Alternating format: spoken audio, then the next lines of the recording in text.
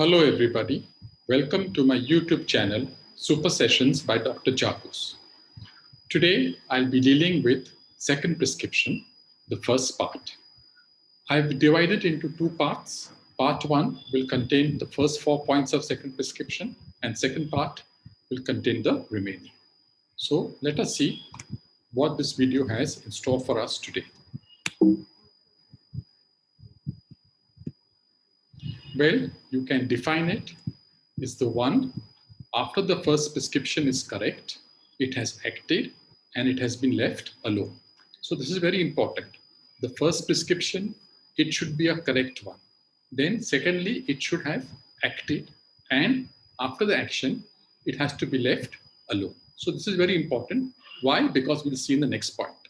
If the first prescription has not acted curatively or it is not permitted to act the full time, it is impossible to get a second observation. So therefore, you have to give it enough time for the first prescription to act.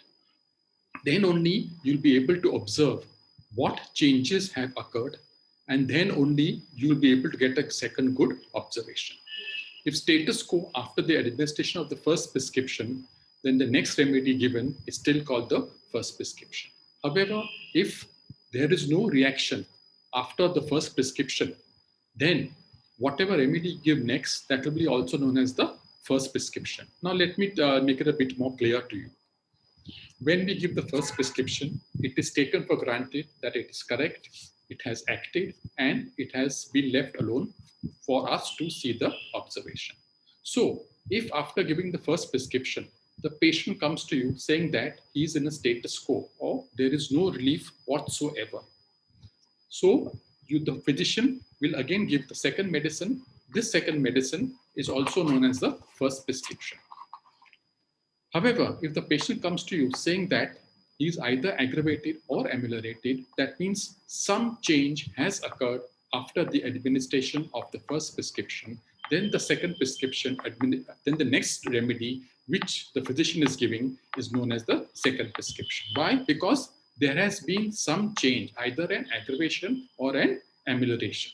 So if no change occurs, if the patient is status quo as what he was for the first time when he has seen you, the second remedy which the physician gives, that will still be the first prescription. So please kindly remember this. So the remedy has to act in some way after the first prescription, then only the next remedy given will be called the second prescription. So in short, please remember that after the first prescription, there should be some sort of an action of the medicine on the organism or on the patient in order to label it as the second prescription when we give the second remedy.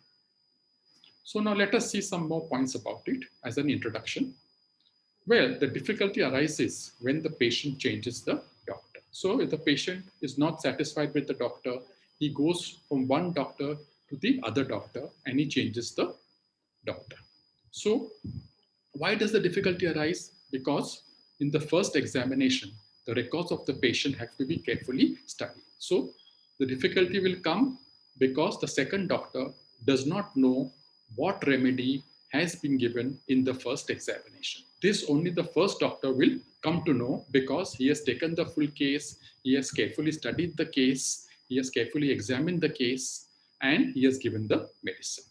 Thus, the first physician only will be competent enough to make the second prescription. So technically, if you see, the first physician will be most competent enough to make the second prescription as compared to the second doctor who the patient has gone to.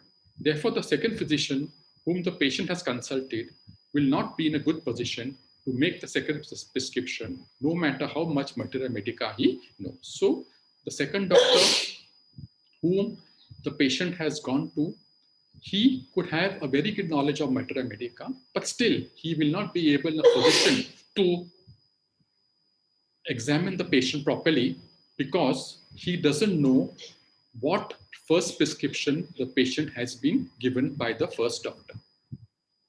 The medicine that has partly cured the patient can often finish it, and the medicine should not be changed until there's a good reason for changing it. So therefore, in the first doctor has given the medicine and it has partly cured the patient, And the doctor probably was in a hurry. He did not want to wait for a sufficiently long time in order so that the medicine can properly unfold its action and finish off the cure. And the medicine should not be changed until the good reason for changing it. Or it's quite possible that the physician, he was in a hurry. The first prescription or the first remedy what he had given, it only partially cured the patient.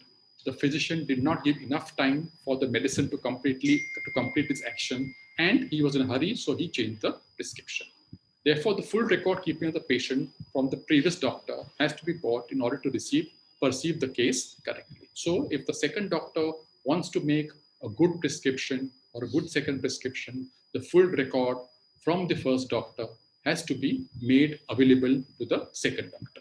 It is only after a tedious and thorough inspection of all the symptoms that an intelligent physician will be capable of making a second prescription. So therefore, if you have the full record keeping of the first doctor, and if you carefully, meticulously go through the whole case and you classify or you analyze and evaluate the symptoms, then only an intelligent physician will be capable of making a good second prescription. Thus, if the first prescription has been beneficial, it should be allowed to act to its fullest extent. So therefore, the first prescription given by the first doctor, it had made a good effect, but the doctor was in a hurry. He did not give enough time for the medicine to act completely, and he was in such a hurry that he had also changed the medicine. As a result of which, the case got spoiled and the patient was not happy. So the patient changed the doctor and went to the second homeopathic physician. So how will the second physician be in a position to judge this? Well, the rule is to judge how many symptoms have been removed by the first correct prescription and what changes have occurred. So you have to see, the second physician has to judge that after he has been to the first physician, how many symptoms have been ameliorated and what symptoms are still remaining. However, only common and trivial symptoms may still remain. So the majority or the chunk of the symptoms which were harassing the patient, they had completely disappeared under the action of the first prescription, but still some symptoms remain. These symptoms are known as common or trivial symptoms. So don't be in a hurry to prescribe, but wait for the return of the symptoms and then prescribe. So therefore, do not be in a hurry, just wait and watch, see if there's a return of any symptoms, and then only you can prescribe. Therefore, early repetition and long continued giving of the same medicine will prevent an opportunity for making the second prescription. So therefore, if you are in a hurry and if you have repeated the medicine without giving enough time for the action to continue, or you have given the medicine for a long period of time in multiple dose stimulation, then this will prevent you from observing the symptomatology, what has disappeared and what has remained.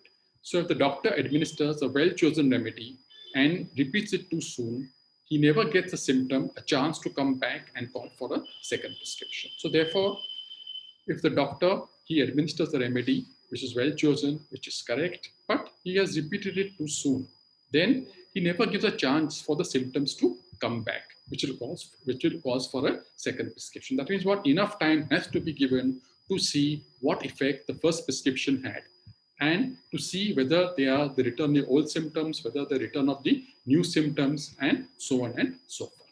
Then only you will be able to prescribe. If enough time is given, say for example days, weeks, or even months, one can really make an observation upon the return of original symptoms, which is the first thing to be considered. So this is very, very important. So after giving the first prescription, just wait for days, weeks, or month and observe and see whether there's a return of the original symptoms, which is the most important thing to consider for the second prescription. If, however, new symptoms come up while treating the patient, at once see the pathogenesis and see if the symptoms belong to the drug administered, patient is proving the drug. However, if enough time is given and instead of the return of the original symptoms, you're getting the return of the, not return rather, you're getting new symptoms coming up in a case. So therefore, if new symptoms come up in the case and the patient has said that, doctor, these new symptoms I haven't experienced before. This is the first time these symptoms have occurred after I've taken the medicine which you had given me. So take this hint from the patient and see whether these new symptoms are in the pathogenesis of the drug. And if so, then you know that the patient is proving the drug and you're on the wrong track. So now let us see what it includes.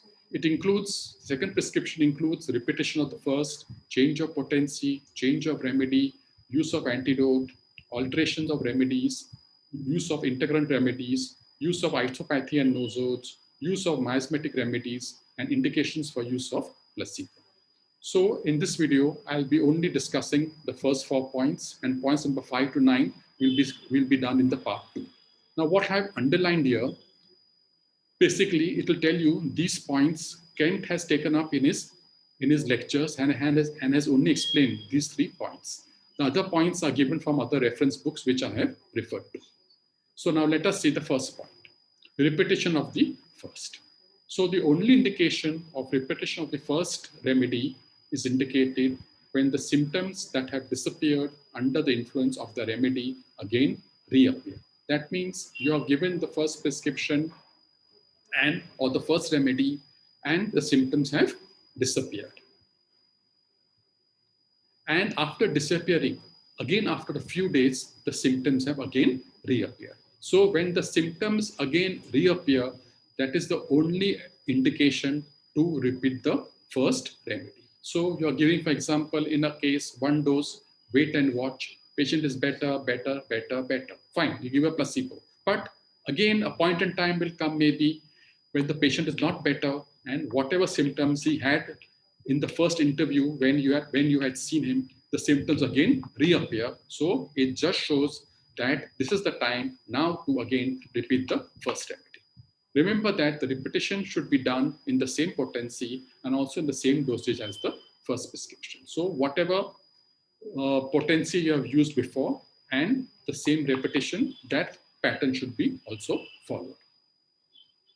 A mere cessation of progress of the case is not the indication for repetition. So please keep that in mind, that if the case progresses and suddenly the case stops, there is no further progress. So please remember, cessation of progress of the case is not an indication for repetition.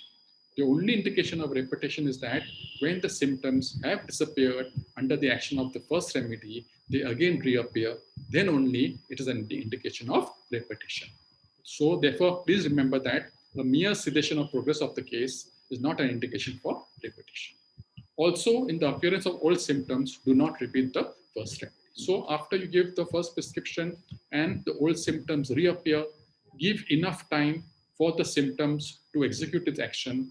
So do not repeat it. If it persists and does not disappear on their own accord, then only repeat the first remedy. However, old symptoms, when they come back, generally a placebo is given and on its own course, the old symptoms will fade away. It could be a very rare instance when the old symptoms, they do not disappear, they sometimes become obstinate. So in such cases, you again have to repeat the first remedy. But this is of a rare occurrence. Now, change of potency. It is indicated when the remedy has exhausted its action and is not capable of producing any further beneficial action. So when do we change the potency? Number 1, when the remedy has exhausted its action. That means what? You have given, say, for example, 13 potency, and it is not capable, the same remedy is not capable of executing any further improvement in the patient. So it is difficult to judge in the hands of beginners, but it is easily done in the hands of experienced homeopathic physician. So therefore, in the hands of beginners or people or doctors who have just passed out from homeopathic colleges, it will be difficult for them to judge when the remedy has exhausted its action completely. So therefore, in the hands of beginners, what they should do, they should repeat the potency and they should see whether improvement is occurring or not. If the improvement stops, in order to confirm your judgment, you again repeat the same potency and again see whether any improvement is taking place or not. So after you repeat the same potency, if no improvement has taken, you are now quite sure that the remedy has exhausted its action and is not capable of producing any further beneficial action. So this is the time when you can change the potency. However, in the hands of experienced physicians, they will be able to judge it very fast and change the potency. So a judgment of the case and the reaction observed has to be absolutely correct for the good results. So therefore, naturally, so your judgment should be perfect, and whatever observations are there on the reaction, that also has to be perfect in order to get a good result. However, before going over to the next higher potency, try multiple dose stimulation of the same potency. So suppose you have given one, say a 30th potency only in one dose, and the patient is not improving, you again repeating the same medicine in the 30th potency one dose, again no improvement. So before changing to the next high potency, just repeat it twice a day or 3 times a day and generally see whether any effect takes place. So generally, if you repeat it, most probably the effect will take place. When the highest potency in a particular scale has been reached and the scale no longer improves, again start with the low potency. So it may be that you're treating a complicated case and which requires a series of potencies, and each time you are increasing the potency, and each time after you increase the potency, the patient has improved to some extent. And then you have reached the highest potency, and after that, there is no further potency to go to. So therefore, in such instances, again go back to the low potency. That means again start from the 30th potency. By doing so, this will establish the reaction and the case will progress further in a positive direction. So remember that also, when you have exhausted all the potencies and you have come up to the highest potencies, there is no further scope for a further higher potency because it doesn't exist, then at that time you go to the lower potency again. The reaction will be observed, or reaction will be set in a positive direction. When you employ nosode in low potency, which causes an undesirable aggravation, then administer the next highest potency, which will help. So suppose you have given a nosode, and generally nosodes are given in a high potency, but for some instance of some condition, you have given it in a low potency, which causes an undesirable aggravation. Then, in order to combat that aggravation, you have to administer it in the next highest potency. That will help. However, the views of Roberts and Kent's have to be kept in mind regarding the change of potency. So Robert has, in my previous videos also, I have told you that Robert has said that as long as the potency is helping the patient, do not change the potency. Kent has said that do not repeat the same potency for more than 2 times. Now, change of remedy. Third point. The main indication for change of remedy is that when symptoms change, the remedy changes, provided the patient has not improved. Now, this is very, very important. So, the main indication of change of remedy is that when the symptom change, you change the remedy. Not only that, another important clause is that provided the patient has not improved. So, if the symptoms change and the patient is not improved and the patient is getting worse, that time you have to change the remedy. However, the change in symptomatology has to be in a definite order in order to change the remedy. So a minor change in the symptoms have to be ignored. Only major changes have to be taken into consideration. So thus, the new totality is taken into consideration. So therefore, change of remedy, when the symptoms change and the patient has not improved, you again retake the case and you see the new totality and you prescribe on the new totality. In general, when the next remedy is selected, it should be complementary to the first remedy, or remedies that follow well should be taken into consideration. So when you change the remedy, please see in your remedy relationship table that when you have changed the remedy, it is complementary to the first remedy, or it follows well. And also remember that when you change the remedy, when indicated, see that the next suitable remedy doesn't bear an inimical or antidotal relationship. So also in the remedy relationship table, you see that whatever second prescription you are giving, it does not antidote the first. Okay, so that is also important. So you have to see whether it is complementary or follows well, and also keep in mind that it should not be inimical or antidote in relationship. It is worth remembering that when the case ceases to progress any further, and before you try to change the remedy, the miasmat history or the load has to be taken into consideration. So again, do not also be in a hurry to change the remedy. It is worth taking into account the miasmatic load of the patient. So when you take into the consideration the miasmatic history or the miasmatic load, a nosode should be introduced, which often restores the sensitivity to the constitutional remedy. So you introduce a nosode, and often this will pave the way to cure. Use of antidote. In homeopathy, we can antidote reactions that are unfavorable to the patient. So when do we antidote?